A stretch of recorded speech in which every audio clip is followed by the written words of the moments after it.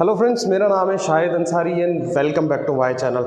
आज हम वीडियो बनाने वाले हैं जितने भी लोग एनजीओ में काम करते हैं या एनजीओ चलाते हैं उनको फंड कहां से मिलेगा, ये सबसे ज़्यादा पूछे जाने वाला सवाल है मेरे चैनल पर। तो आज हम लेकर आए हैं आप लोगों के लिए, जो भी लोग एनजीओ चलाते हैं और ग्रांट्स चाहते हैं, फंड्स चाहते हैं, तो प्लीज़ वीडियो एंड तक देखिए। वीडियो चालू करने से पहले प्लीज़ मेरा चैनल सब्सक्राइब करिए, लाइक का बटन दबाइए, बेल आइकन का बटन दबाइए ताकि आपको मेरे आने वाले चैनल के लेटेस्ट नोटिफिकेशन मिलते रहें।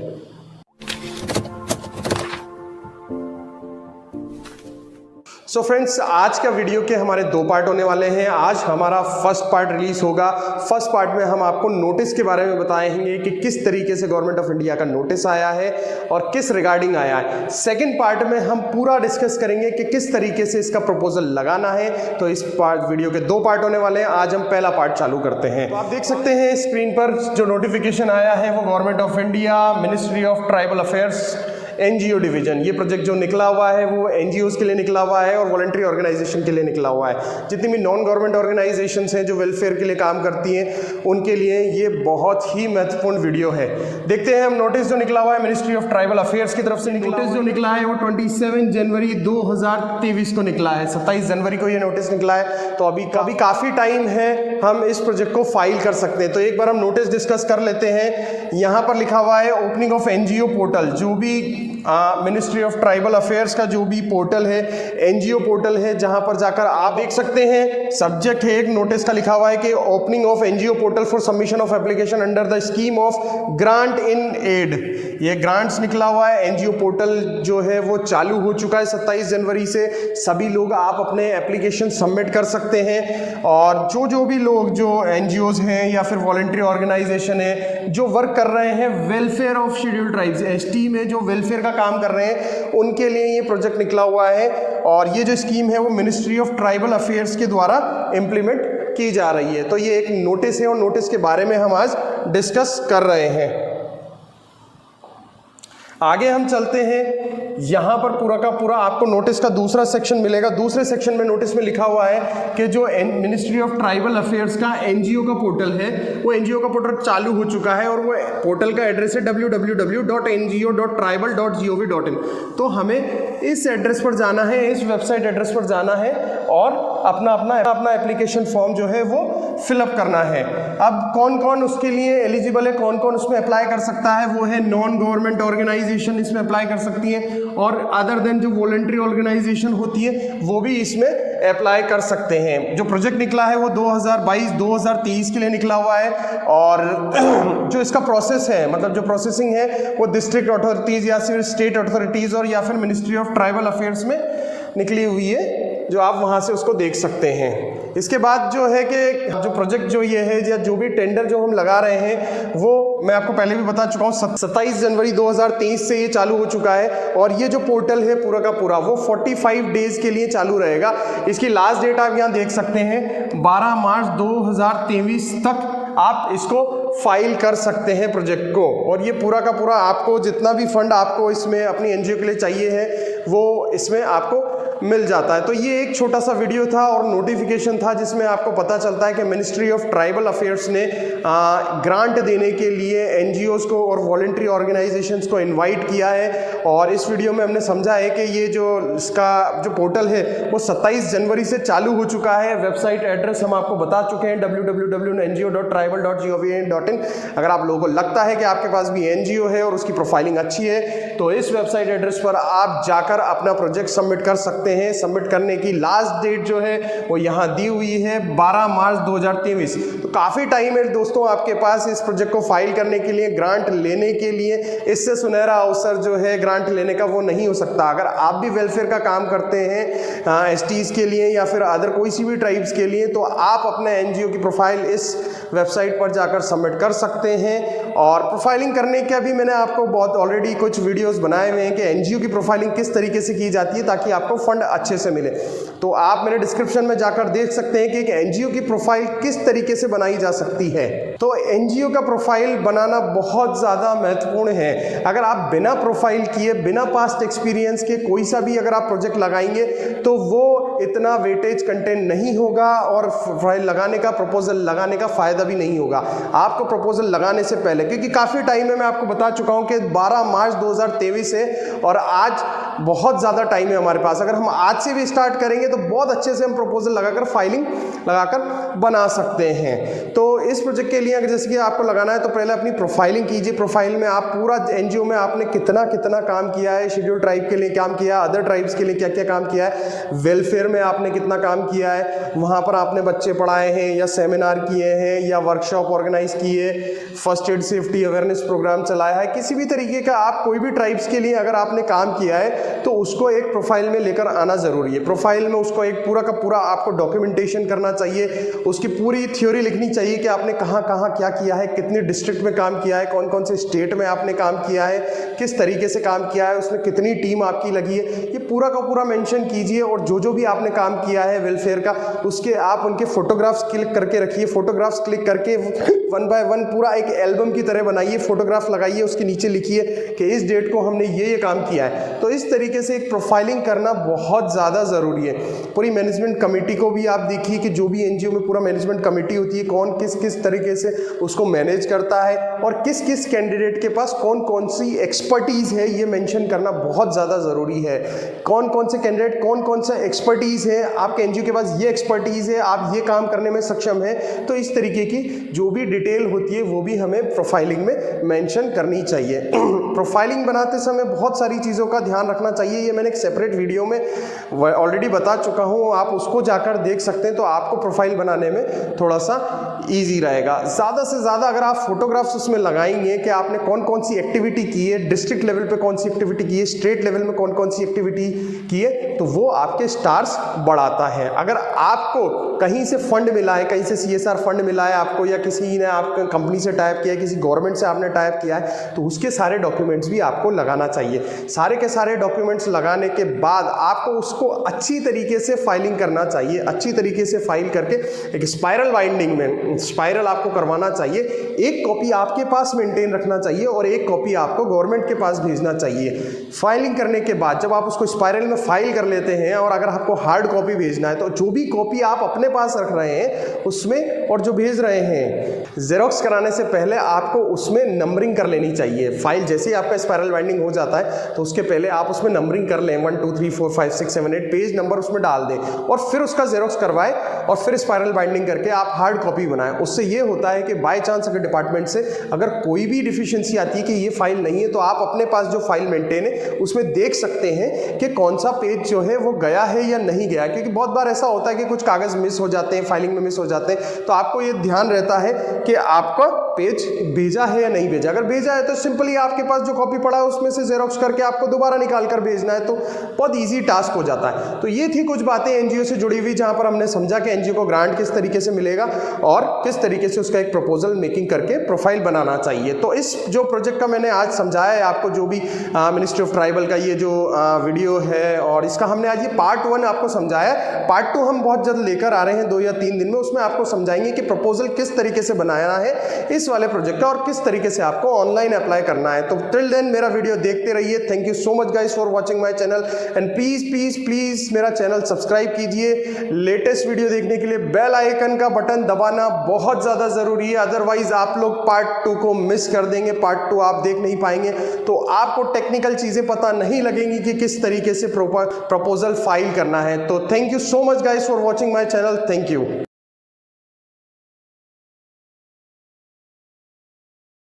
हेलो फ्रेंड्स, मेरा नाम है Shahid Ansari and welcome back to my channel. आज हम बात करने वाले हैं कि एनजीओ को फंड कैसे मिलेगा। ये प्रीवियस वीडियो था।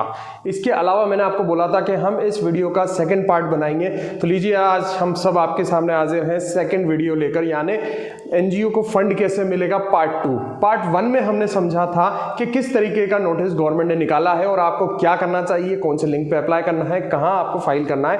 आज हम उसका थोड़ा सा एनालिसिस करेंगे कि किस तरीके से उसका प्रपोजल बनाना है और कौन कौन से फील्ड में बनाना है और किस तरीके से वो फाइल होगा। तो वीडियो चालू करने से पहले जल्दी से मेरा please please please channel subscribe कर दीजिए, लाइक का बटन दबाइए, बेल आइकन का बटन दबाइए, ताकि आपको मेरे चैनल के आने वाले लेटेस्ट नोटिफिकेशन मिलते रहे। दोस्तों आपके सामने है आरएफपी, जो भी मिनिस्ट्री ऑफ ट्राइबल अफेयर्स ने जो आरएफपी निकाला है, यानी डिटेल गाइडलाइंस निकाला है कि प्रपोजल किस तरीके से फाइल करते हैं, वो इस समय आपके स्क्रीन पर है। तो हम ये चीज देखते हैं। तो आप यहाँ पर देख सकते हैं कि ये पूरी की पूरी गाइडलाइन है। यहाँ पर लिखा हुआ है grant in aid to voluntary organisation working for the welfare of the scheduled tribes, उन लोगों के लिए हैं जो ये वेलफेयर के लिए शेड्यूल्ड ट्राइब्स में काम कर रहे हैं। आगे चलते हैं हम थोड़ा सा, इसमें पूरा का पूरा एक इंडेक्स दिया हुआ है। यहाँ पर इंडेक्स में आप देख सकते हैं background, objective and scope of the scheme, funding pattern, eligibility condition, online grant management tracking, ये बहुत सारा पूरा का पूरा है। हम इस जो भी पूरी गाइडलाइन है इसमें जो मेन टॉपिक है वही चीज़ कवर करने वाले हैं, और सारा का सारा हम लोग नहीं पढ़ते क्योंकि बहुत सारा इसमें ज्ञान भी होता है कि कब कौन सा डाटा है, कहाँ से डाटा लिया है, कैसे लिया है, इसकी ज़रूरत क्या है, तो वो बहुत सारा ज्ञान होता है इसमें। तो वो हम लोग इतनी ज़्यादा इसको डिटेल में नहीं जाएंगे। जो मेन पेजेस हैं, जो मेन चेक पॉइंट्स है जो हमें प्रपोजल फाइल करते टाइम ध्यान में रखना चाहिए, वो हम लोग इस वीडियो में आज कवर करने वाले हैं। तो वीडियो बहुत अच्छा होने वाला है, आपको वीडियो एंड तक देखना है पूरा कि किस तरीके से पूरा प्रपोजल फाइल होगा। तो आगे बढ़ते हैं हम थोड़ा सा, इसमें पूरा गाइडलाइन में हम देखते हैं इनिशियल लेवल पर आपको यहाँ पर बैकग्राउंड दिखेगा। बैकग्राउंड में बताया हुआ है कि टोटल पॉपुलेशन जो है इंडिया की वो 8.6% है, और वो उन्होंने डाटा सेंसस 2011 से लिया हुआ है। और आगे आप इसको पढ़ सकते हैं जस्ट फॉर नॉलेज, अगर आप पढ़ना चाहें इसको तो पढ़ सकते हैं, है ना। For the sake of proposal ये चीज़ें इंपॉर्टेंट नहीं है। आगे हम लोग चलते हैं। तो आगे जो है वो यहाँ पर बताया हुआ है, इंपॉर्टेंट चीज मैं आपको बता देता हूँ कि सेक्टर वाइज आप किस सेक्टर में ये काम करना चाहते हैं या किस सेक्टर में आप ग्रांट लेना चाहते हैं, वो यहाँ पर दिया हुआ है। और ये 3 से 4 तरीके के हैं, हम लोग देख लेते हैं एक बार। सबसे पहला जो है वो एजुकेशन का है। अगर हम एजुकेशन बेस पर अगर हम देखना चाहते हैं तो ये कैटेगरी ऑफ प्रोजेक्ट्स है। 3 तरीके के इन्होंने बेसिकली जो है प्रोजेक्ट्स बताए, प्रोजेक्ट की कैटेगरी बताइए। तो फर्स्ट कैटेगरी जो है वो है एजुकेशन। एजुकेशन में running and maintenance of non residential residential schools और हॉस्टल, या तो आप उनको चला सकते हैं या उनके मेंटेनेंस के लिए आप फंड ले सकते हैं, या तो नॉन रेजिडेंशियल स्कूल या रेजिडेंशियल स्कूल्स या फिर हॉस्टल। ऐसे हॉस्टल या ऐसे स्कूल्स जो सिर्फ एसटी के लिए चलते हैं, उन लोगों के लिए आप ये वाला प्रोजेक्ट जो है वो लगा सकते हैं। दूसरा है स्पॉन्सरिंग ट्राइबल गर्ल्स, यानी ट्राइबल गर्ल्स को आप स्पॉन्सर कर सकते हैं। कौन कौन से रीजन की? नॉर्थ ईस्टर्न स्टेट्स में, जैसे आसाम, मेघालय, मिजोरम, मणिपुर, नागालैंड, त्रिपुरा, अरुणाचल प्रदेश, सिक्किम, अंडमान एंड निकोबार आइलैंड्स, लक्षद्वीप, ये सारे के सारे के आप क्या कर सकते हैं, इनको स्पॉन्सर कर सकते हैं, जो भी ट्राइबल में रहने वाली गर्ल्स होती हैं। आगे हम देखें तो दूसरा जो हमारा है कैटेगरी प्रोजेक्ट की वो है हेल्थ। अगर आप हेल्थ सेक्टर में ये प्रोजेक्ट को एग्जीक्यूट करना चाहते हैं और फंड चाहते हैं तो आइए एक बार देखते हैं उसमें क्या लिखा हुआ है। तीसरा है running maintenance of hospital dispensary with 10 और मोर बेड्स। या तो आप हॉस्पिटल चलाना चाहते हो या हॉस्पिटल का आप मेंटेनेंस कराना चाहते हो या डिस्पेंसरी पे कराना चाहते हो, तो जो भी हॉस्पिटल होगा या डिस्पेंसरी होगी वो 10 से ज़्यादा बेड का होना चाहिए। तो उसके लिए भी आप ग्रांट ले सकते हैं इस मिनिस्ट्री से। इसके अलावा चौथा हमारा पॉइंट है मोबाइल डिस्पेंसरी का। अगर आप मोबाइल डिस्पेंसरी जो है वो चलाना चाहते हैं तो भी आप इसमें अप्लाई कर सकते हैं। तीसरी कैटेगरी है हमारी livelihood, enhancement of livelihood and income generation opportunities through infrastructure support and capacity building in the sector like agriculture, fishery, dairy and animal husbandry, water conservation, organic natural farming. अगर आप residential centre चलाते हैं और कुछ training देते हैं तो आपके लिए थर्ड वाला पॉइंट है, जहां पर एक इनकम जनरेशन और अपॉर्चुनिटीज प्रोवाइड कराने वाली ट्रेनिंग दी जाएगी। और वो किस किस फील्ड में दी जाएगी? Agriculture, fishery, diary management, animal husbandry, water conservation, organic nature farming. तो हमारे पास बेसिकली जो है वो ये 3 कोस्ट कैटेगरी है, और इन 3 कोस्ट कैटेगरी में से आपको डिसाइड करना है कि आपको कौन सा प्रोजेक्ट लगाना है, कौन से कैटेगरी में बनाना है। ध्यान रखें जिस भी कैटेगरी में आप लगाएंगे उसका पास्ट एक्सपीरियंस आपके पास होना चाहिए और प्रपोजल में लगाने के लिए चीजें आपके पास होना चाहिए। जैसे कि सपोज करें एक एग्जांपल हम लोग ले लेते हैं, अगर आप मोबाइल डिस्पेंसरी में आप लगाना चाहते हैं तो आपको उसका अनुभव होना चाहिए कि आप मोबाइल डिस्पेंसरी किस तरीके से लगाएंगे। आपके पास कुछ सर्टिफिकेट्स या कुछ भी उसमें होना चाहिए कि आपने पहले भी ये किया हुआ है। पास्ट एक्सपीरियंस सर्टिफिकेट्स होना चाहिए कि भाई किसी कंपनी के साथ टाई अप होकर किया है, किस तरीके से आपने सेटअप किया है, कहीं से आपको ग्रांट मिली है, और ग्रांट मिली है तो उसके प्रूफ भी उसमें लगाने पड़ेंगे। तो इस तरीके से आप अपना जो है कैटेगरी जो है प्रोजेक्ट्स का वो आप डिसाइड कर सकते हैं। आगे बढ़ते हैं आगे हम देखते हैं एलिजिबिलिटी कंडीशंस हम लोग देख सकते हैं यहाँ पर कौन कौन एलिजिबल है, कौन कौन एलिजिबल नहीं है। सबसे पहला पॉइंट है तो एप्लीकेंट ऑर्गेनाइजेशन जो भी एनजीओ है वो रजिस्टर्ड होना चाहिए। इस registration act 1860 state society registration public trust और institution either under a statute और as a society registered under the societies registration act. तो इसमें जो है आपका जो भी एनजीओ है या वॉलंटरी ऑर्गेनाइजेशन है वो इस एक्ट में रजिस्टर्ड होना चाहिए। सेकंड एलिजिबिलिटी का क्राइटेरिया है कि जो भी हमारा जो एप्लीकेंट ऑर्गेनाइजेशन है, जो भी आप जिससे ही फाइल कर रहे हैं, वो आपकी आईडी NGOdarpan.gov.in पर भी बनी होनी चाहिए। अगर किसी की नहीं है तो वो मेरे प्रीवियस वीडियो देख सकता है कि NGO दर्पण पर किस तरीके से फाइल करना होता है, किस तरीके से वहां पर रजिस्ट्रेशन होता है। उसके बाद हम देखते हैं कि organisation should have experience of at least 3 years in running activities similar size.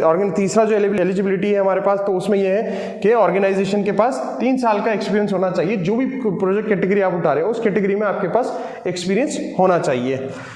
Next point है the organisation making agreement for seeking grants would be itself implement the project without passing the grants to any different entity. इसमें चौथा point ये लिखा हुआ है कि आपको खुद ही फंड्स यूटिलाइज करने हैं, ये फंड्स किसी को ट्रांसफर नहीं करना है और प्रोजेक्ट भी खुद को ही आपको एग्जीक्यूट करना है।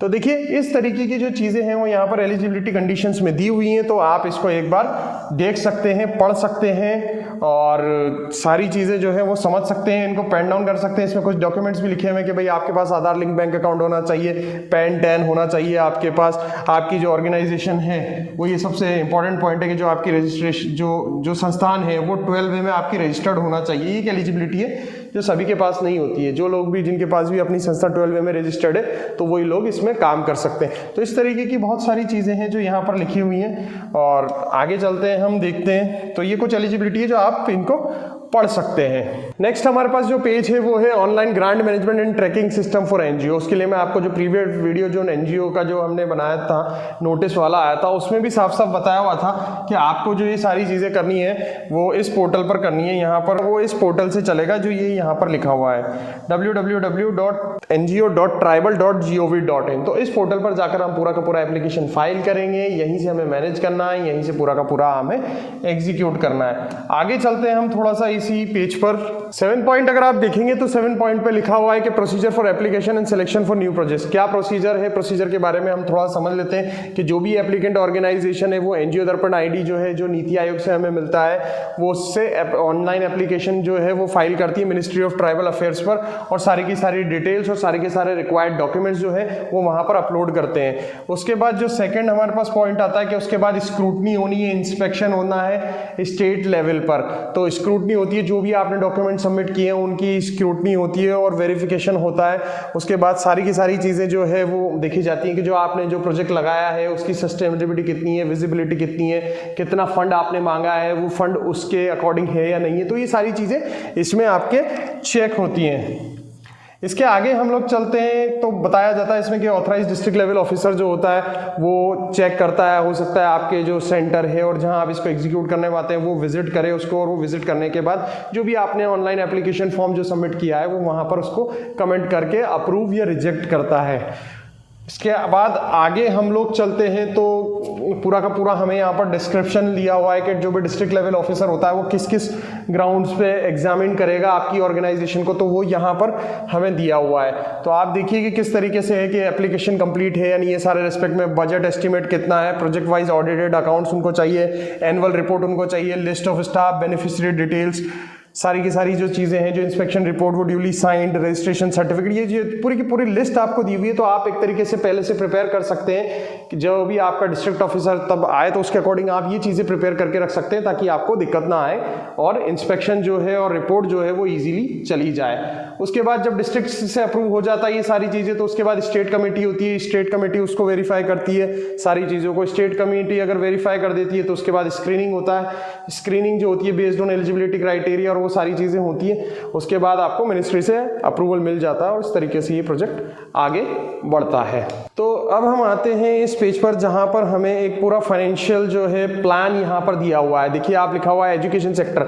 आपको याद है वीडियो के स्टार्टिंग में मैंने आपको बताया था कि 3 कैटेगरीज में जो है ये हमें प्रपोजल भर सकते हैं। पहला था एजुकेशन, दूसरा था हेल्थ, तीसरा था लाइवलीहुड। तो देखिए पहला जो है यहाँ पर वो एजुकेशन सेक्टर है। एजुकेशन सेक्टर में कैलकुलेशन बताया हुआ है 100 स्टूडेंट्स का आप किस तरीके से प्लान लगा सकते हैं। यहाँ पर सारी की सारी चीज़ें आपको दी हुई है, देख सकते हैं आप। जैसे नॉन रिकरिंग क्या क्या चीज़ें हैं वंस इन 5 ईयर में, जैसे कुकिंग वेसल आपने ले लिए, फर्नीचर आपने ले लिया, बेडिंग आपने ले लिया, लैब इक्विपमेंट्स आपने ले लिए, generator, solar based power supply आपने ले ली, कंप्यूटर आपने ले लिए, डिजिटल स्मार्ट कार्ड्स आपने ले ली, बायोमेट्रिक अटेंडेंस सिस्टम। तो इस तरीके का हमें यहाँ पर जो है एक फाइनेंशियल प्लान जो है प्रपोज करना रहता है। इसके बाद हम देखते हैं कि जो रिकरिंग ऑनोरियम है वो किस तरीके से होता है। अगर आपको हेडमास्टर ले रहे हैं तो ये पूरा का पूरा जो है एक फाइनेंशियल प्लान इन लोगों ने दिया हुआ है, तो आप इसको भी एज ए रेफरेंस लेकर अपना प्रपोजल बना सकते हैं। अब ये अलग अलग कैटेगरी में दिया हुआ है। ये हम जो कैटेगरी देख रहे हैं ये एजुकेशन बेस्ड है ना, एजुकेशन बेस्ड है। अब आप इसके थोड़ा सा और आगे चलेंगे तो आपको एजुकेशन बेस्ड में ऊपर रेजिडेंशियल स्कूल का था, ये नॉन रेजिडेंशियल स्कूल का आ गया। तो एक एक सारी चीज़ों के इन्होंने यहाँ पर प्लान दिए हुए हैं। हॉस्टल का कैलकुलेशन दिया हुआ है, भाई आप 100 स्टूडेंट्स का हॉस्टल के लिए क्या किस तरीके से आप ग्रांट ले सकते हैं, सारी चीज़ें। और आगे चलेंगे तो ये पूरा का पूरा इन्होंने पूरा चार्ट दिया हुआ है। इसी तरीके से आपको ये जो है एजुकेशन सेक्टर का है, एजुकेशन सेक्टर के आगे आपके दूसरे सेक्टर का भी ये जो पूरा का पूरा है वो मिल जाएगा। जैसे ये हेल्थ सेक्टर का अब आ गया है, हेल्थ सेक्टर का इन्होंने बता दिया। अगर आप कोई भी हॉस्पिटल का रनिंग या मेंटेनेंस का चाहते हैं या कोई भी डिस्पेंसरी मैनेजमेंट करना चाहते हैं, उसका मेंटेनेंस करना चाहते हैं, तो उसका भी देखो इन्होंने पूरा दिया हुआ है। तो ये सारी चीज़ें हैं जो आप इनका एक बार रेफरेंस ले सकते हैं। ये रेफरेंस लेकर आपको कुछ नहीं करना है, आपको सिर्फ अपना एप्लीकेशन फॉर्म फाइल करना है। और उसके लिए मैं आपको पहले ही बता चुका हूँ कि जो वेबसाइट है, पोर्टल है, www.ngo.tribal.gov.in पर आपको जाना है, वहाँ पर एप्लीकेशन फाइल करना है और इन सारी चीज़ों का आपको रेफरेंस लेना है। मैंने आपको बहुत सारी चीज़ें बताई है। आज आपको बताया कि अगर आप एलिजिबिलिटी अपनी चेक कर सकते हैं, आप अपना फाइनेंशियल चेक कर सकते हैं, कहाँ कहाँ कौन कौन से लेवल पर स्क्रूटनी होगी एप्लीकेशन की, वो चीज़ आप चेक कर सकते हैं। तो पहले से अगर इन चीज़ों की तैयारी करके रखेंगे तो ये आपके लिए भी अच्छा होता है, ग्रांट मिलने में ईजिली हो जाती है। आपने जो प्रोफाइल सबमिट की है वो सिलेक्शन थोड़ा सा आपके जो परसेंटेज होते हैं, चांसेस जो होते हैं प्रोजेक्ट मिलने के, वो बहुत ज़्यादा बढ़ जाते हैं। तो आप अगर इस गाइडलाइन को फॉलो करेंगे और चीज़ें अगर आप इसके अकॉर्डिंग चलेंगे तो डेफिनेटली अगर आपके पास अच्छी प्रोफाइल है, 12वीं में रजिस्ट्रेशन है और बहुत आपने काम किया हुआ है, ट्राइबल में आपने काम किया हुआ है और बहुत सारा एक्सपीरियंस है, तो डेफिनेटली आपको ईजिली प्रोजेक्ट मिल सकता है। But stick to this guideline, अगर इस गाइडलाइंस की अकॉर्डिंग चलेंगे आप तो आपको कहीं भी दिक्कत नहीं आएगी। तो ये था आज हमारा सेकेंड पार्ट का video. Till then please please please subscribe my channel, like का बटन दबाइए, सब्सक्राइब कीजिए, बेल आइकन का बटन दबाइए ताकि आपको मेरे चैनल के लेटेस्ट नोटिफिकेशन मिलते रहे। Thank you so much guys for watching my channel.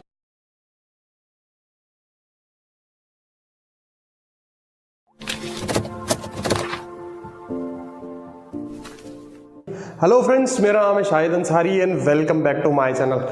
हमने प्रीवियस वीडियो में आपको बताया था, इसको वीडियो को लेकर हम आपको 2 वीडियोस बना चुके हैं, पार्ट 1, पार्ट 2 और ये है पार्ट 3। पार्ट 1 में हमने बताया कि क्या क्या क्वालिफिकेशन है, किस तरीके से प्रोजेक्ट लगेगा। पार्ट 2 में हमने आपको पूरा डिटेल रिसर्च करके बताई और पार्ट 3 में हम बता रहे हैं कि इसकी डेट बढ़ चुकी है। जो पार्ट 2 में हमने आपको डेट बताई थी वो जी हाँ, इसकी मिनिस्ट्री ऑफ ट्राइबल अफेयर्स जो है एनजीओ डिवीजन जो गवर्नमेंट ऑफ इंडिया का ये निकला हुआ है प्रोजेक्ट, जिसमें एनजीओज को और वॉलंटरी ऑर्गेनाइजेशंस को फंडिंग मिल रही है, उसकी डेट अब बढ़ चुकी है। जाने अगर आप लोगों ने ये वाला प्रोजेक्ट नहीं लगाया है तो आप इन डेट्स पर अप्लाई कर सकते हैं। तो नई डेट्स में आपको बता देता हूं कब की है। हम ये देखते हैं, ये नोटिस है पूरा आपके सामने, ये देखिए मिनिस्ट्री ऑफ ट्राइबल अफेयर्स का पूरा नोटिस यहाँ पर है।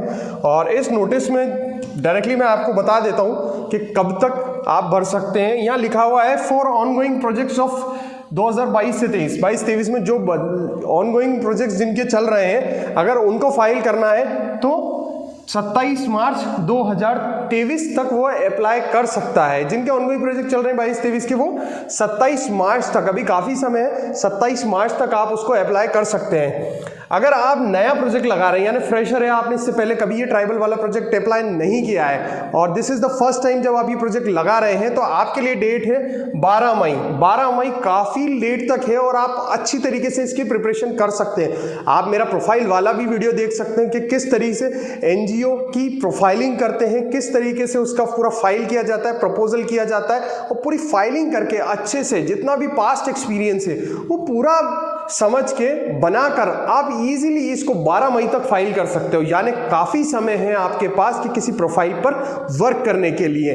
तो इसकी जो डेट है वो 12 मई 2023 तक है और आप इसको फाइल कर सकते हैं। अगर आपको प्रोफाइलिंग वाला वीडियो देखना है तो वो जाकर आप प्लेलिस्ट में जाकर देख सकते हैं और उसके अकॉर्डिंग इस वीडियो को फाइल कर सकते हैं। तो ये था हमारा आज का छोटा सा वीडियो जिसमें हमने आपको बताया कि डेट जो है ट्राइबल अफेयर की वो बढ़ चुकी है। तो आप लोग जल्दी से अपनी प्रोफाइल बनाइए, उस पर वर्क कीजिए और जल्दी से ये प्रोजेक्ट अप्लाई कर दीजिए। प्लीज़ प्लीज़ प्लीज़ मुझे कमेंट करके बताइएगा कि आपको वीडियो कैसा लगा। पार्ट 1, पार्ट 2, पार्ट 3 आप तीनों में कमेंट करके बताइए कि आपको ये वीडियोस कैसे लगे। तीनों वीडियोस आपको लाइक करने हैं एंड प्लीज़ प्लीज़ प्लीज़ मेरे चैनल को सब्सक्राइब कीजिए, बेल आइकन का बटन दबाइए ताकि लेटेस्ट नोटिफिकेशन आपको मिलते रहें। Thank you so much guys for watching my channel. Thank you.